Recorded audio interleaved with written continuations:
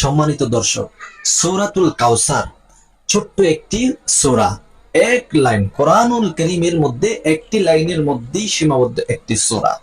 এই সূরাটি অত্যন্ত সহজ এবং খুবই ফজিলতপূর্ণ, খুবই তাৎপর্যপূর্ণ, গুরুত্বপূর্ণ। এই সূরার আমলটি আপনি কিভাবে করবেন চলুন তাহলে জেনে নিই। প্রিয় দর্শক, আমলটি যখন আপনি করবেন অবশ্যই আপনি নিজে পবিত্র হয়ে যাবেন। আর জায়েজ পন্থায় আমলটি করবেন, কেউ না জায়েজ পন্থায় আমলটি করবেন না। জায়েজ পন্থায় অর্থাৎ আপনার স্ত্রী, আপনার স্বামী, আপনার পুত্রের জন্য, আপনার নিকট আত্মীয়ের জন্য, অফিসের বসের জন্য আপনাকে অনেক যারা জ্বালাতন করতেছে তাদেরকে বশ করে এবং আপনি সেই স্থানে আপনার কর্ম ভালোভাবে পালন করার উদ্দেশ্যে সহিহ নিয়তে আমলটি করতে পারবেন। কেউ বাজে উদ্দেশ্য করে আমলটি করবেন না, এতে বিপরীত হতে পারে। আর যারা আমলটি করবেন অবশ্যই চ্যানেলটিকে সাবস্ক্রাইব করে ভিডিওটা শেয়ার করবেন। আমলটি করার জন্য সর্বপ্রথম আপনি নিজে পবিত্র হয়ে যাবেন, ভালোভাবে পাক সাফ অর্জন করবেন যেন অপবিত্র কোনো সোয়া আপনার মধ্যে না থাকে। অনেকেই কিন্তু আমল করেন ফলাফল শূন্য। কেন জানেন? আপনার নিয়ত সহি থাকে না, আপনার আমলও সহি হয় না, আপনার ওযুও ঠিক হয় না। তো আপনি যদি এগুলো ঠিক না করে শুধু ফলাফল চান, সেক্ষেত্রে কি আপনি ফলাফল ভালো পাবেন? কখনোই না। এই জন্য আপনি যেন ফলাফল ভালো 100% পান, এজন্য শুরু থেকে ওযুটা করবেন সুন্দর মতে। ওযুটা যেন সহি হয়, ওযুর মধ্যে যেন শয়তান কোনো প্রকার কুমন্ত্রণা না দিতে পারে। আপনি পড়বেন আউযু বিল্লাহি মিনাশ শাইতানির রাজিম, বিসমিল্লাহির রহমানির রহিম। আউযু বিল্লাহ এবং বিসমিল্লাহ পড়ে নিবেন। শয়তান আপনার ধারে কাছে আসতে পারবেন না যতক্ষণ পর্যন্ত আপনি ওযু করবেন।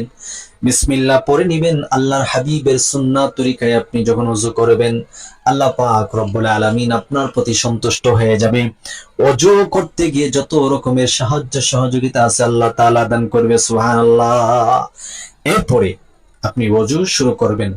প্রথমে হাত, কলি, নাকে পানি ইত্যাদি যেভাবে আপনি ওযু করার প্রয়োজন মুস্তাহাব তরিকা সহকারে আদায় করবেন।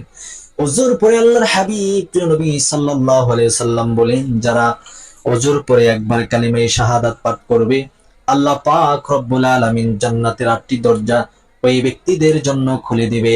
যারা ওযুর পরে ছোট্ট এই আমলটি করবে, কালিমায়ে শাহাদাত হচ্ছে দ্বিতীয় কালিমা, আশহাদু আল্লা ইলাহা ইল্লাল্লাহু ওয়াহদাহু লা শারীকা লা ওয়া আশহাদু আন্না মুহাম্মাদান আবদুহু ওয়া রাসূলুহু।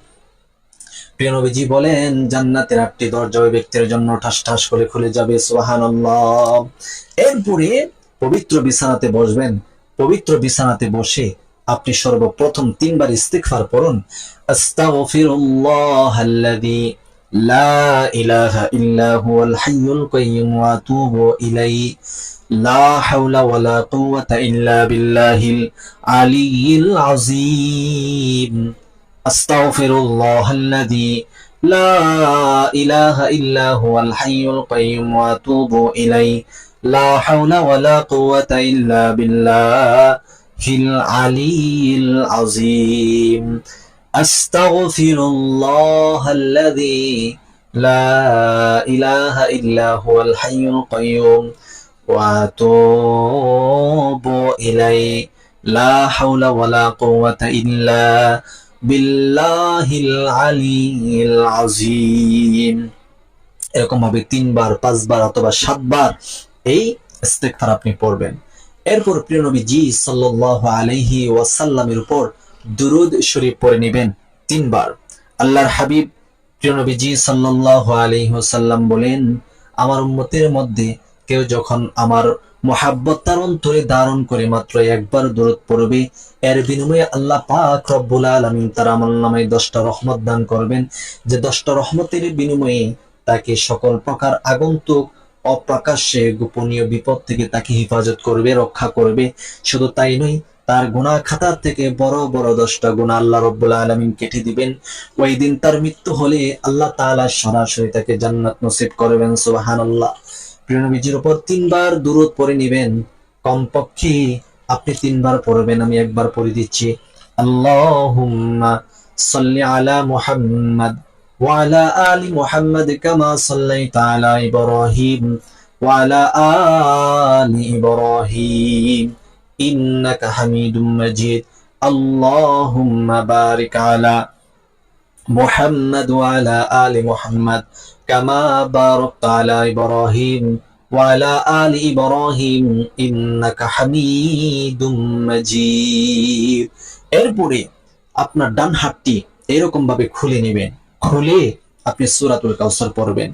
আউযু বিল্লাহি মিনাশ শাইতানির রাজিম, বিসমিল্লাহির রহমানির রহিম, ইন্না আ'তাইনাকাল কাউসার ফাসাল্লি লিরাব্বিকা ওয়ানহার ইন্না শানিআকা হুয়াল আবতার।